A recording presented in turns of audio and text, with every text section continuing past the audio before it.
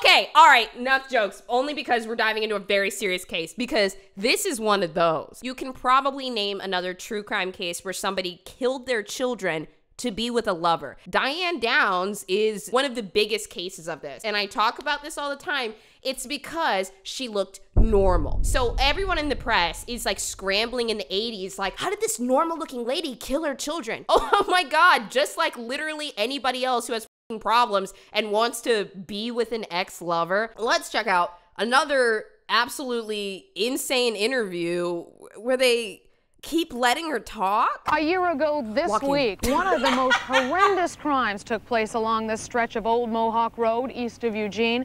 A 28-year-old woman and her 3 small children were brutally shot. Elizabeth Diane Downs says the family was on a sightseeing trip when a shaggy-haired stranger flagged her down and demanded her car. She refused, and the assailant shot Downs and her children at close range with a .22 caliber gun. And let's be clear, Diane had driven to a very strange part, like out in the woods. It wasn't just like a place that you would be on your way somewhere. It was as though she drove the children out there, and then here is this like borderline Neanderthal looking like man just waiting like in the shadows. It didn't really make sense. 9-year-old Christy was shot first, through the hand into the chest as she tried to protect herself. 3-year-old Danny was shot in the back and is now paralyzed from the waist down. He survived? 7-year-old Cheryl was shot twice from behind and died on the way to the hospital. Police searched the brush and nearby river looking for the murder weapon. The gun was never found, and neither was the shaggy-haired stranger. Police started suspecting Downs as the culprit. The prosecution claims her obsessive love for an ex-boyfriend in Arizona was her motive. The state says Downs felt her children were getting in the way and preventing a romantic relationship with that former boyfriend. I have been through that night so many times. I've even been through it with my psychologist. It's very hard, it's very tearful. There are a lot of memories that I don't know. A lot of people, when something traumatic happens to them, they suppress it immediately. I kept those memories because I knew that I was the only person that was going to be able to tell them what happened when we got to the hospital. Something traumatic happens, people suppress it immediately. Not everyone does that, but somebody that tends to suppress all of their traumas would say that. And then this is her trying to say, but I'm not that. I'm the opposite. Lie. That's a lie. And when I got there, Big the first fat thing lie. I said was call the doctors. Second thing was the blood type. Third thing was call the cops because they've got to find him. And so I had to remember as much as I could remember. When this man shot my daughter, my first reaction was to snap back to my childhood, to the pain that had happened to me back then, my marriage, my entrapment by society. This man was bigger than me. He was stronger than me. He had more power because he had a gun. He was in control and I was not. And there was nothing I could do. And I stood there and I looked at Christy reaching, and the blood that just kept gushing out of her mouth. What do you do? We're going into BOZE conspiracy territory real quick. When she describes this detail, she says the blood that just kept gushing out of her mouth. She's looking at an image in her head. It's almost like she's seeing the image again of her daughter passing. But if you are in an extreme chaotic moment where, you know, your daughter's been shot and all this is happening, you wouldn't remember that imagery unless you were the one holding the gun and looking at what you did. The blood that just kept gushing out of her mouth, it's like she's watching. What do you do? You just stand now she's back there, to the trapped. conversation.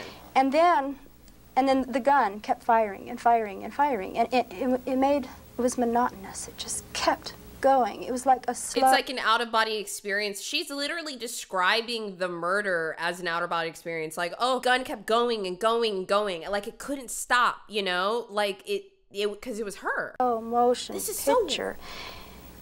And then he swung around towards me, and this is something that I did not recall when I was explaining to the cops, because it wasn't like a movie when I was telling them. I was telling them what happened, the important details. He shot my kids, I pushed him, I ran. And when he swung around, he was pointing, when he swung around, it hit the tips of my fingers, the gun hit the tips of my fingers, and that snapped me. And I went, wait a minute, I'm not trapped by society. I don't care if he is bigger. If I stand here and I say, Yeah, here, take the keys. I mean, there's nothing I can do. You win because you have the gun. My kids are going to die. And I'm not going to let my kids die. And so instead of giving him the keys, I feigned throwing the keys. What? He did not take time to point the gun and shoot me, obviously, because he would have shot me the same way he did the kids. When he was swinging in the direction of the keys, firing the gun, he hit my arm. Everybody says you sure were lucky. What is she on about? When did y'all lose her? I don't even know when I lost her. I just know when I came back. And that was right now. Well, I don't feel very lucky. I couldn't tie my damn shoes for about 2 months. What? It is very painful. It is still painful. I have a steel plate on my arm. I will for 1.5 years. The scar. Oh no, just 1.5 years. I would, if my children had just been shot in front of me on a casual night home, and my injury is a plate in my arm for 1.5 years. Not even a detail I'm thinking of. I think my kids were lucky. If I had been shot the way they were, we all would have died. Except maybe rationalizing what she's done. The most about that night. Rationalizing what she's done, painting herself as the victim, really speaks to probably her mentality this entire time. She's thinking like, I'm a victim of these children. I'm a victim of my ex-husband. I'm a victim of this guy that I'm in love with that doesn't love me back, which is very representative of the man in society that was shooting her or something. Like, this is so... Let me just stop trying to rationalize it. Let's just sit here with our mouths open. The most about that night. What do I see most is blood coming out of Christy's mouth, because that's what I see. I can't see Danny, and I can't see Cher. Sherry was laying on the floor, and driving to the hospital, I don't know the sounds that were made at the initial shooting because I was on the outside, and all I could hear, I can't hear anything but gunshots, and I can... The other thing about this case, too, is Diane Downs didn't immediately start driving to the hospital. She waited a little bit to kind of make sure that her children were dying. She knew exactly what she was doing. And I also think that's probably why the image of Christy's mouth bleeding is so prominent in her brain, because she watched. Because she watched to make sure that they were dead before she went to the hospital to try to act like she didn't do it. Like this, and she knows this. She's able to just split between the version of herself that she thinks is a good guy and what she really is and what she's really capable of. Driving to the hospital, I can smell blood. I can not hear Cheryl. Cheryl's not making a sound. Danny is just crying real soft. So that sound stays in my mind, and the fact that Christy's choking, and then I'm yelling at her, I'm screaming at her to roll over on her face, because I was trying to keep her from choking on her blood, and it just didn't dawn on me that she was shot in the chest and that the blood was coming from her chest, not going down into her chest. Yeah. Downs says her childhood and marriage. Of course it didn't dawn on you, Diane. You're not a doctor. Like, what is that line? How did your childhood affect you? Everything that happens to you as a child contributes to how you turn out as an adult. Diane said, to be now honest, it's time it made to me a talk better about person because I know all the mistakes. I know what not to do to my kids. I know what to avoid. One thing is to not be married. And that may seem very harsh, but I honestly don't believe that children need fathers. And they're nice to have around sometimes when they can do things to help you, but when they are mentally abusive, when they are harsh, and the way my ex-husband was, they're more a deterrent to the children than a help. And unless you can find a good father, they're... Okay, stop. This is something that I had to rationalize in myself, for the longest time. 3 of my boyfriends were super abusive, horribly abusive, and they all just started getting more and more and more abusive. It's because it was what I was used to. And I say this all the time. If you argue with your children, they will seek someone to love them that argues with them. If you hit your children, they will seek somebody that hits them. If you demean and whatever your children, they will seek that out too. So it's up to us at a point to start to not choose these partners. Now, here is the moment that I realized that I generally choose toxic partners. One, my boyfriend does things that I've never experienced before because he's nice to me, and I'm like, I'm like, miss me with that shit, buddy. But it's actually very nice. I like it. 2, I saw this TikTok recently that said, girl, what are you doing on dating apps? There are hot tall, tattooed men at AA right now that are vulnerable. And for a moment, I was like, oh my God, that's a great idea. And I was like, no, I'm healed. But I still had some old preferences. I'm healed though now. I'm healed. So I need y'all to know, don't pick what's familiar to you if you know what was familiar was bad, okay? Did your childhood affect your attitude toward men? That has a lot to do with it.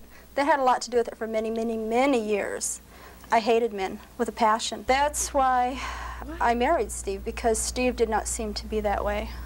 Steve was always on his best behavior. He does the thing that most people do when they're dating, and that's put their best foot forward. Yeah. You're nice, they're punctual, they're everything they're supposed to be. Wow, so that's interesting. She says they're everything that they're supposed to be. Those expectations sound odd. Like, we all have expectations in a relationship, but those sound like one wrong move and I'm gonna get angry. Everything they're supposed to be. And then you marry them and it's, hey Diane, can you let yourself in? I have to run down and look at a car. Yeah. That's what he did on our wedding day. Actually, I found it out the day I got married, and then within the next 2 months after that, I found out that Steve was exactly like my father. But it took me 2 years, 3 years to finally say, I can't take it anymore. He really, really is. He's not going to change. I am a person that believes that everybody's going to change for the better, given the right circumstances. If you be a good wife, if you don't nag, if you love them, if you're always there when they need them, if the food's always ready, if the house is always clean, they're going to change. He didn't change. And that's why, even though we were married for 8 years. Let me get this right. So she picked a partner that was exactly like her father, in her own words, and she thought, well, if I just keep the house straight, if I take care of this, and I take care of this, and I do all these things, then he's gonna change. Oh my God, what does this sound like to me? Trying to redo the relationship with your father. Like, you literally just said it. You know how you change that relationship? It's not by changing the environment around you and making it so perfect that he thinks that you're worth it and he wants to drop his own bad habits. It's by changing your habits, setting your boundaries, not being walked all over, not taking shit, and then making him realize what's wrong with him too. Man, this is the same lesson I've been preaching for the past 2 months. Diane says her marriage with Steve Downs deteriorated when friction arose over an unexpected pregnancy. Yes. Okay, after I had Christy and after I had Cheryl, Steve had a vasectomy. It didn't work. And he never went back to get checked to see if it worked. He just figured, doctors know what they're doing, it must have worked. So after, I think it's, you're supposed to wait 10 weeks, be on some kind of contraceptive for 10 weeks, and then you're safe. And then you check. But you're supposed to check, yeah. He never went back because he was just too busy, and the doctor probably knew what he was doing. Well, I got pregnant, and I knew that I wasn't messing around with anybody, and that if I was pregnant, because I know what being pregnant feels like, I know how I got that way. And I told him about it, and he gave me heck. Oh, he was is just Danny furious. or is Danny not? That was the child that I aborted. Steve. We'll never know. We'll never know. Did the woman that killed her children to be with another lover cheat on her husband and then accuse him of getting her pregnant even though he had a vasectomy? We'll never know. He put me through hell with that one, and I had an abortion. Cheryl was colicky, Steve was bitching. I made Steve go back to the doctor or shut up. Don't accuse me until you know. The doctor said, yeah, you are. I'm sorry.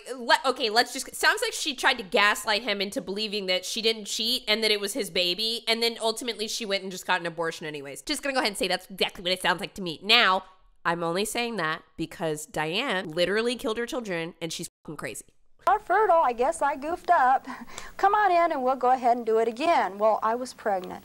So I was 20 years old, had 2 kids. Cheryl was colicky. My husband was a bastard. I'm sorry. And I had an abortion. And so I asked my husband to have his vasectomy changed, reversed. He refused. I asked him for a year. He kept saying no. I said, fine, I will find a suitable donor. I watched people I worked with. I picked somebody that was attractive, that was healthy, that was not abusive of drugs and alcohol and such, was strong, you know, bone structure, the whole bit, a good specimen. It was really clinical. It was really terrible.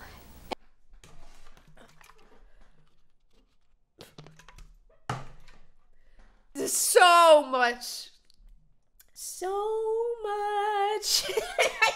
And I seduced him. And I know my cycle, and it only took once, and I got pregnant. I went home. I chose a good specimen from work. He was handsome. He was nice. He wasn't a drug abuser. It was perfect, and I know my cycle, so it only took one time. I can't even believe that she just said that. Like, it's like Diane's MO is like, all right, here's the list of every single thing that people think about me. I'm a killer. I'm a cheater. I could do this, this, this. And now in this interview, I'm going to attempt to say the opposite of each one of these things, and everyone's gonna believe me.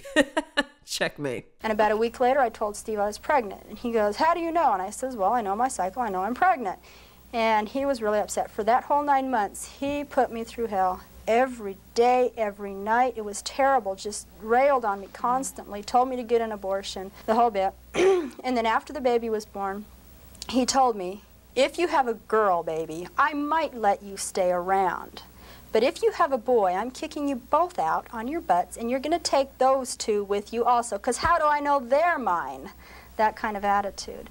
Well, I lived with that for 9 months. The reason it had to be a girl was because Christy was supposed to be a boy. I was so cruel and mean, I had a girl, and Steve just couldn't stand it. I was so cruel and mean, I had a girl. Is it a punishment to have a female? Is that how she sees it? She's got a lot of interesting dynamics in her head about men and women, for sure. Got one more chance, Diane. Cheryl better be a boy. Well, Cheryl turned out being a girl. He came into the recovery room. He goes, well, where is he? I said, he's a she. He says, how could you do that? You know, we're not having any more kids. Crazy, flipped out. If I was going to have another one, I better darn sure have a girl. Well, when Danny was born, he was a boy, and my first thought was, I'm dead. He's dead. What's he going to do to that baby? And then I didn't care. I mean, that was my baby. That was supposedly the baby that was going to replace the one that I'd aborted.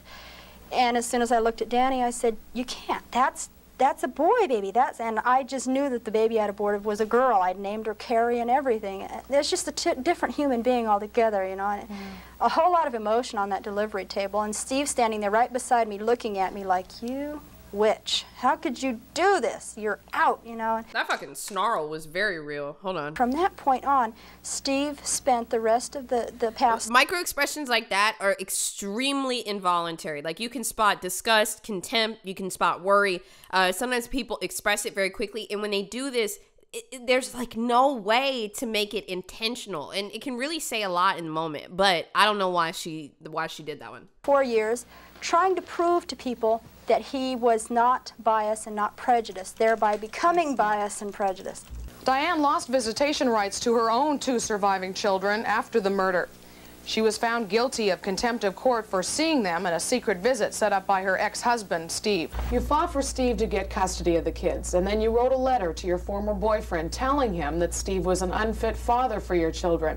A lot of people won't understand that, Diane. You know, this is interesting. For a moment, and I don't know if anyone else had this thought, I was wondering, like, was this some type of severe postpartum depression, like some Andrea Yates kind of status stuff? But Andrea Yates didn't have a history of being nasty or manipulative or mean to people. She really didn't have that. Clearly, Diane Downs has been a horrible person to a lot of people. She even said it herself that she thought she had a girl because she was so nasty and mean or something. Or maybe she was reiterating what somebody else said to her. But it sounds like she's had a history of kind of being a nasty person. I don't think that this was just postpartum. Steve pointed an empty gun at my head at one time and pulled the trigger. Do you know why? He wanted me to marry him. That is crazy. And did you say yes? CSD, I believe, is very careful in picking out the people that care for a child that they think has been abused. And right now, they believe that Christy has been one of the most abused children in the world. Granted, she was shot, but before that, she was never...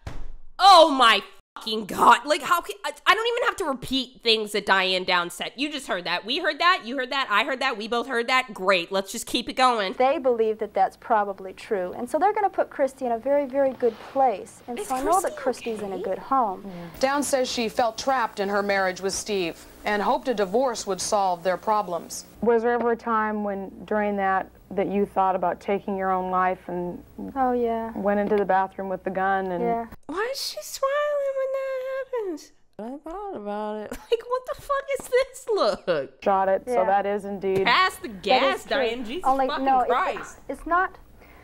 that's a long one, too. It takes many, many years of being mentally harassed, pushed into a corner. You can't go anywhere. You're trapped.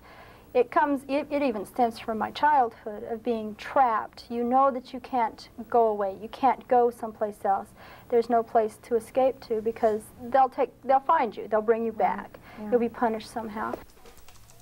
Steve was the same type of person. He was the kind of person that, at nighttime especially, was his best time for fighting, and he would just rail on me, just fight and fight and fight, and there was no way to escape, no way at all. Well, after I got my divorce, I figured I was free of that, and I wasn't. Steve would still come to my house and still do the same thing, and this was 2 years after our divorce. Language like that makes me think that Diane was the aggressor. If you've ever been in an abusive relationship before, when you leave, what's the scariest part of it? The aftermath, wondering, are they actually gonna leave me alone? Is my ex gonna keep buying phones from Walgreens and calling me up on a damn burner? I mean, and the man had money, bro. I would block him and then he would buy another one. Anyways, like, you don't think like, okay, once this divorce is finalized, it's gonna be all over, unless you're the aggressor and you're the one in charge. Sorry, guys, random stories come out of the stream all the time. I had taken a gun. He had a handgun. It was the handgun that he had put to my head, unloaded and fired, and I took it from him. I swiped it from him and I hid it in my house. And it was in my bedroom. He was doing it again, and he was getting very, very physical. Steve had just beat me up 2 weeks before that, beat me up terribly. There was blood all over the place. The sheriff's department came out and made a report on it, and my nose was all bruised, my face was bruised, my chest was bruised. He had choked me. I was terrified of him. He had never done that before. Diane has a pattern, because we've been watching this for 20 minutes now. Diane has a pattern of when she's remembering something, she looks away, or she looks up, or she goes somewhere else. But when she wants you to believe her, she looks right at you. And so while she's recounting this story, this is one of the few times that she's telling a story with imagery and she's looking right at the interviewer rather than going back into her mind. I'm somebody that looks off into the distance when I'm like recalling something, so I can just notice it in her. And my first thought was, I'll never escape from him. I will never, ever get away. I divorced him, and that isn't even getting away from him. And I considered shooting myself, but it was a .22 handgun. And Steve had said, you can't kill anybody with a .22. Surprise. There's no way you could kill somebody. You would hurt them badly. With a and then I thought, killed with a besides, 22? My kids need me. I can't die. It was a 22. Like, that was so weird that she just said that. Like, this is just, she did it! She did it! Like, this interview was before she was convicted, and this would have got her locked up real fucking fast. I wanted him to know that I was serious enough that if he kept this up, if he kept doing what he was doing to my mind, someday perhaps that would be pointed at a person. Not now, but someday. And I fired the gun, he went, oh my God, and he broke the door down. What was that? And I sat there and I handed him the gun and I said, now do you believe me? And he took the gun and he said, yeah, and he left. Downs kept a diary. It was a form of solace for her. Her journal entries took the form of unmailed letters to Robert Knickerbocker. God, why don't I want to look at that? Downs is now expecting another child. She says her pregnancy takes away the feelings of loneliness in prison. I got pregnant because I miss Christy and I miss Danny and I miss Cheryl so much. I'm never going to see Cheryl on earth again. And you can't replace children, but you can replace the effect that they give you. Oh my God. So if you guys didn't know, every single murder case that gets a lot of notoriety, there's always a petition for them to be released. I just found the Diane Downs petition for her release website. Let's take a look at what one of those websites looks like for somebody that definitely did it. Diane Downs, murderer or victim? You be the jury. Guilty. John 8:32, and ye shall know the truth, and the truth shall set you free. That sounds like somebody that did it. Anytime somebody keeps using the word truth in something, it's so manipulative. You know what else I'm done with? I'm done with catastrophic language. Like, the minute that somebody says the word horrific to me, like, if it's not horrific, I'm at a point where it needs to be fucking horrific if you're gonna be using like certain catastrophic language. And I don't mean like about like crimes and stuff. I mean like on TikTok, all right? And Twitter. I'm tired of y'all. Click here to find the truth. The truth is this. DNA petition for truth evidence. Like, just 2 days after Diane and her children were shot, James Clare Haynes began confessing to his friends and family that he was the one who killed Cheryl Downs and critically wounded. Wow. Dude, you know what? I need you to imagine for a second, literally being a child that was just in the backseat of a car and out of nowhere, your mom is killing you. You don't fucking know why. You don't understand relationship dynamics. You don't understand that your mom's a piece of shit. You don't understand that she likes this other dude. Like, you don't understand any of that. It's just happening, and it's real, and it's painful, and it's hurting. Not only is it physically painful, but oh my God, the betrayal. This is the pinnacle of betrayal. And then after that, for the rest of your life, your mother denies that it happened. And people support her. They've probably seen this. I cannot fucking imagine that. If you don't think somebody will gaslight you, look at what happened to these kids. Like, this is insane. And they give me love, they give me satisfaction, they give me stability, they give me a reason to live and a reason to be happy, and that's gone. They took it from me. But children are so easy to conceive. Obviously, everyone is curious who the father is, and I know you probably don't want to talk about that. Does the father know who he is? Oh, yeah.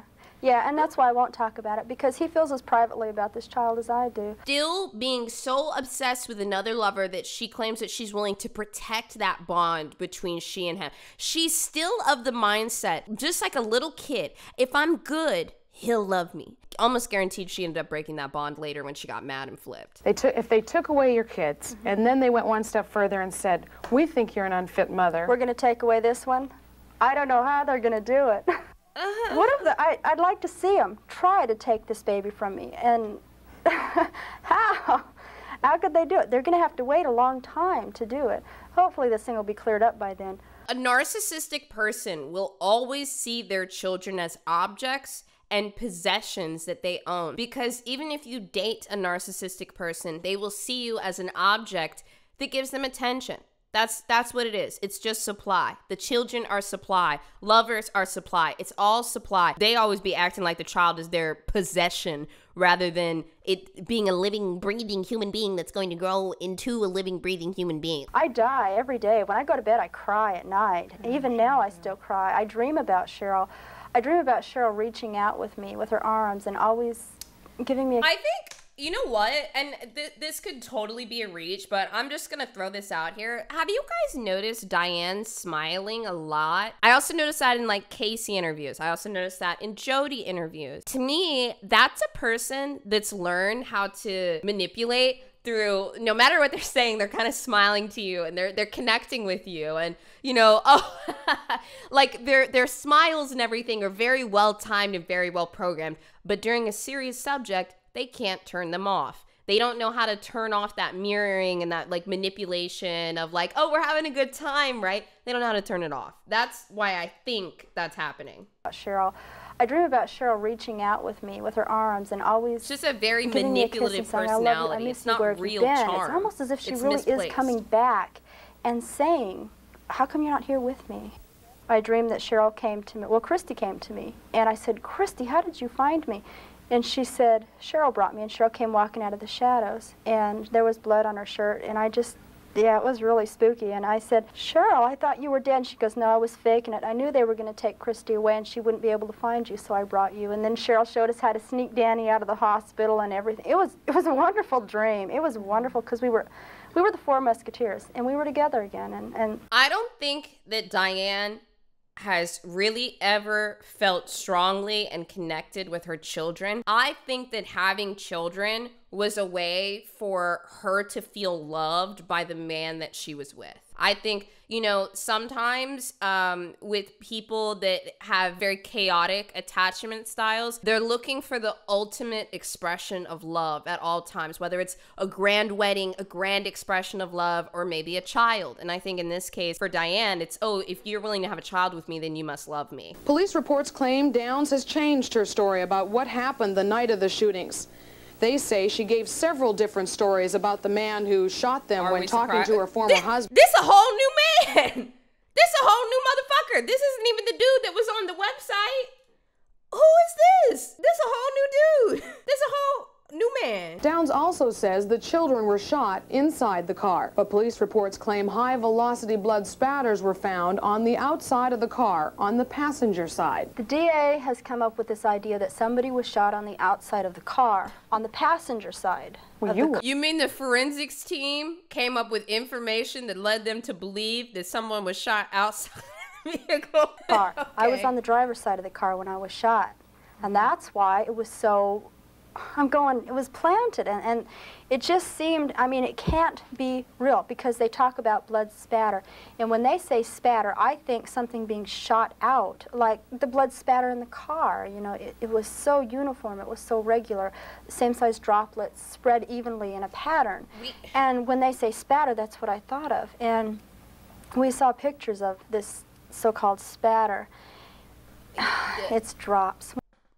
You mean your children's blood? Guys, blood spatter is actually, it gives you so much information. Back then, probably in the 80s, they used to do it with strings and measure things directionally. Now they have lasers that can really determine this stuff. We can determine exactly where the gun was fired from and where the person's head and position was based off of the arteries in their head and how much blood is coming out. It is honestly so much information. And it's comical to me. It's comical that she's upset about this because it debunks her whole story, and she wasn't smart enough to know that this was a thing. But the thing that really haunts me the most is not even the sight and the sound. I mean, the sound and the smell are fading, but at night when I close my eyes, I can see Christy reaching her hand out to me while I'm driving, and the blood just keep coming out of her mouth, and that, maybe it'll fade too with time, but I don't think so. That haunts me the most. She's crazy. I didn't mean to pause there, but I did. This is somebody that doesn't smell their own shit. And we've all met them before. You know that person that's just lying out of their ass, or you know that everything they're saying isn't true, but you're too nice to call them out. I just want y'all to know, we see y'all.